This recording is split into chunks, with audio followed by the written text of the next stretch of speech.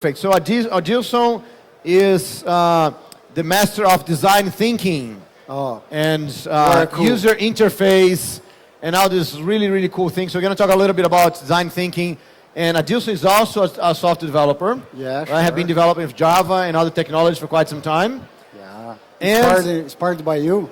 yes, okay, inspired by me. Thank you. So, and more than that, Adilson works for IBM. Yeah. Right, so you're here. So Adilson, tell us a little bit about why design thinking is important for developers. Well, that's the question that we are trying to answer day by day.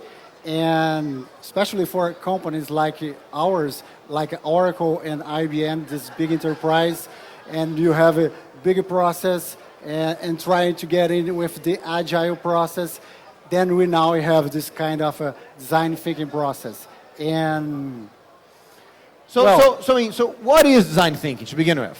well, Right? I mean, it's just. we just started talking about UI, and UI is not what design thinking take care of. Design thinking take care of about the experience of the users. Now, all kind of users are trying to interact with things, interact digitally and physically. Then you really have to think about how you're interacting with these things. And design thinking, it's a kind of a process, but it's much more a mindset that when you start developing a service, a product, you have to get the user, talk to the users, understand the user's perspective when using your product and your service. That's the point. You call that user-centric design. You put the user at the center of the process, the development process and the building process. And for developers, well, everybody knows that, or trying to do a kind of a joke here in Brazil, like, oh, the problem is the user. The problem is the user, and then you don't talk with users. You just want to do our code and programming. But once you get that knowledge about the perspective of the user, you could understand what has value to the users. Right. And with that, we can deliver our work much better and not wasting our time developing something that our business manager or some analyst just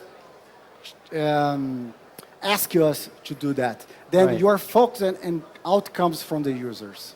Okay, very cool. So we are here with Adilson Chicoria, master of design thinking. We're talking here, and we are actually, although we are here in Brazil, we're speaking in English because we're transmitting all over the world through the night hacking interviews. So Adilson, so basically the whole idea of design thinking, we are trying to think about the whole experience of the user. And really, if you want to do, you want to create your own company, create your own product, if you don't think about the user experience, if you don't have a good user experience, no one is going to use your product, right? Yeah, sure. Featuring the product. And today, with a lot of the user experience is on the phone, for example, right? In a mobile app. Actually, you have to have less features and be more useful to use, right? So all of these design thinking think about. Yeah, especially because you're not developing mass products for the big market. You're trying to understand each kind of mental model of the users. Then you design for them. And the same mobile app or website or landing page or software has different experience for different kind of users. If you're talking like we have like a IoT platform, you have almost 22 personas, different kind of users interested in that platform. Right. You can't treat everybody as in the same experience. You can't deliver the same experience for all. An architect has a different kind of experience and needs. Then he keep their focus and understand describe the product, what is the capabilities, and then talk to the business side. And as a developer, you have different kind of needs. You want to know how it works, how I can work with that, how I can try with that, how I can discover, try and buy very quickly. No, but let me ask one thing. But isn't this so design thinking is thinking about the whole user experience, right? Yeah. But isn't this something that someone else has to worry about? I mean, the marketing guys or the architects, or we developers, we only develop the code, right? So why do we need to worry about these things? Wow. That's a really good point, because that kind of this mindset, this design mindset, is something that it's not it's owned by the design team. It's owned by every people in the company can own that, because the three pillars of that is empathy.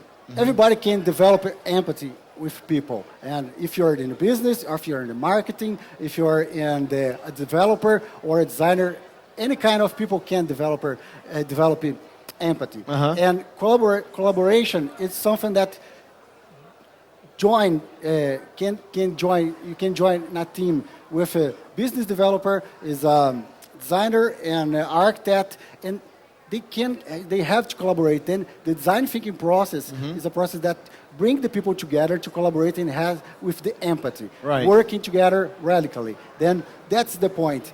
And when you're talking about design, it's not a department in the company.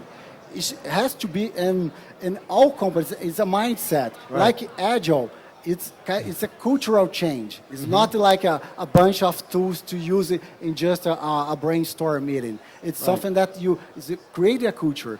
I can say by IBM. IBM, we are developing the IBM design. IBM design is responsible for developing the culture of design, transforming products to experience. Right.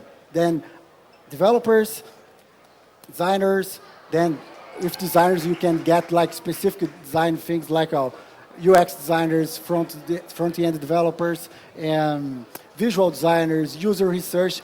All these guys are working together with developers and architects, engineers, to create things together, like a big workshop to understand how is the persona, how this user is different than that, and how their experience are different.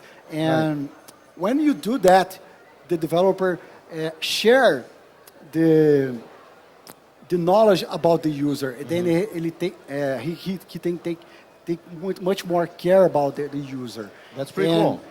It's like when you're developing directly to someone that you know what the user wants. Right. You go straight to the point. You don't waste time polishing the things. Oh, my design is very good. My architecture is very good. No, what the user needs. Are you delivering value to the users? That's the question that developer can ask. Right. So that's really interesting, because when we start our developer careers, right, we usually develop a software for someone that we know, right? We try to solve a problem that we have, or a problem that someone that we know we have. Sure. And those software are like really cool because they actually solve real problems. Then a lot of times we go up in our careers, and then we start getting farther and farther away from the user, and then suddenly we're writing software we don't even know to whom, right? So the whole idea is that, so you think that with design thinking, developers can kind of take responsibility for the whole work, because they're not only thinking about the feature, only about the code. They have to think about the whole system. Yeah, well, I cannot say about the whole road, but as a developers, you're used to digging up and research about the code and forums and understand the real problems. You do that every time. Right. And if you expand that kind of knowledge to the users' needs, I think it's more comfortable. And with that, we have more power to discuss the solutions, to not just doing things by doing. Sometimes you want to code something very quickly, but when you really know what is the need, you can share the business decisions. Okay. That's the point. It's bringing the developer, is empowering the developer to discuss the business